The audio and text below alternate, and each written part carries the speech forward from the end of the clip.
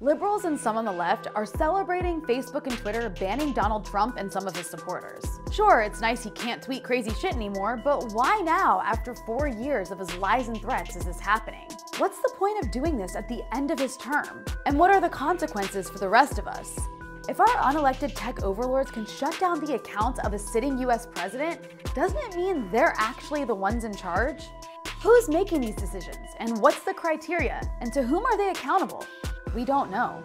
Even European leaders like Angela Merkel, the standard for liberal leadership in the West, plus the EU commissioner and at least 2 French ministers condemned Trump's banning as dangerous overreach by tech giants.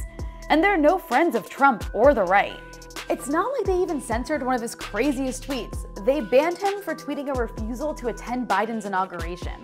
Threatening war crimes against countries is fine, but RSVPing no to Biden's inauguration crossed a red line?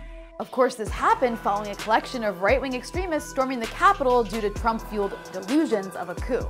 But as with 9/11, those in power are taking advantage of the emotional aftermath of that frightening spectacle to tighten their grip on speech. Their argument is that these people are spreading disinformation and creating more polarization and right-wing extremism on social media.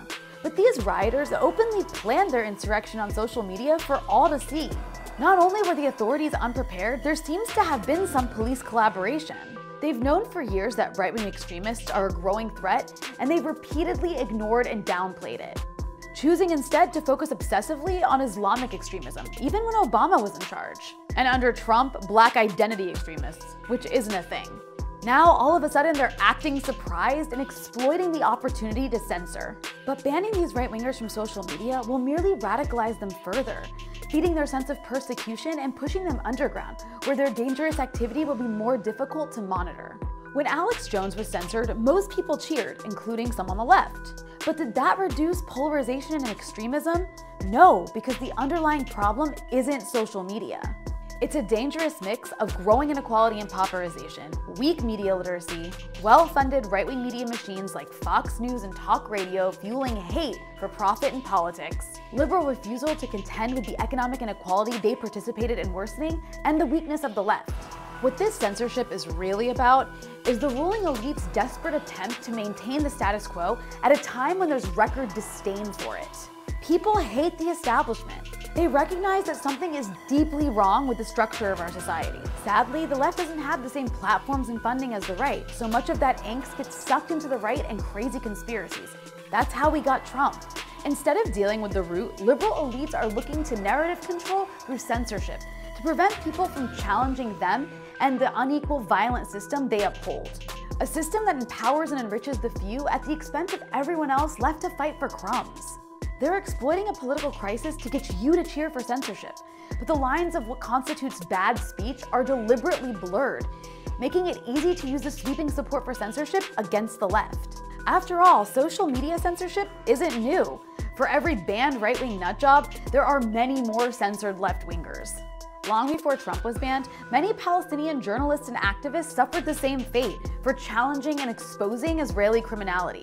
And we've seen the censorship of left-wing accounts, like Facebook's removal of the anti-media for exposing police brutality, or Twitter's removal of Red Scare, a popular left-wing podcast. The removal of images of George Floyd. Outlets like Soapbox and Jacobin having videos removed for covering the elections in Bolivia following the US-backed coup against Evo Morales. The removal of accounts of people from Iran, Venezuela, and Syria, all countries on the US State Department's regime change hit list. This isn't an accident. Silicon Valley works hand in hand with the US government through think tanks that advise the corporations on whom to censor. These think tanks include the Atlantic Council, which is funded by weapons companies, oil companies, banks, Gulf monarchies, the State Department, and NATO. And there's a reason anti-war voices keep getting taken down.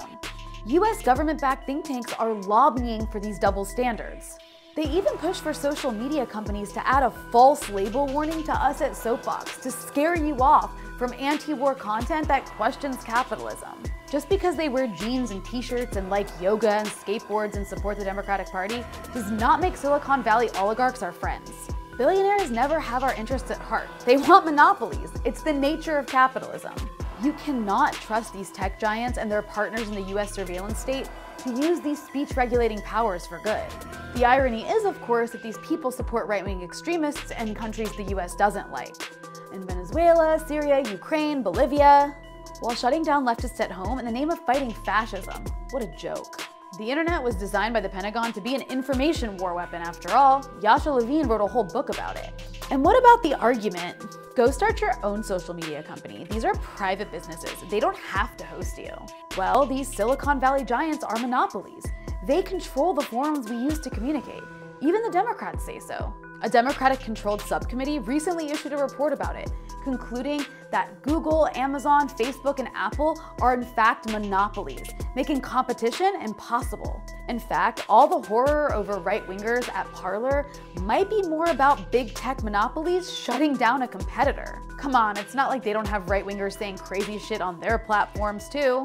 In the meantime, the wealth gap grows larger, the billionaires get richer, the corporate media keeps us divided, while Democrats can claim victory by giving Daddy Zuck, Jack, and the rest of the Silicon Valley oligarchs the power to ban speech. I mean, protect us from subversive ideas. Governments and corporations have an interest in seizing upon moments when we're shocked and distracted, like September 11th, the COVID crisis, Trump's hooligans rampaging through Congress, to curtail our freedoms bit by bit and establish new precedents that can't be overturned and become the new normal. First, they came for opponents of World War I, then for communists, then for civil rights activists, then for Muslims, then for leftists, and now for the right. Soon we'll only be able to watch people lip-syncing and dancing on TikTok as all ideas are banned. And we're herded like sheep into shopping malls and spend all day shopping ourselves into a stupor on Amazon. They want to turn us into depoliticized consumers like the citizens of the UAE. Liberals who condemned Bush's abuses abandoned their high-minded principles. They switched to calling for censorship of Republicans and support police brutality against the right faster than you can say Black Lives Matter. So stop worrying about politics, get the new iPhone, and see you at the virtual shopping mall.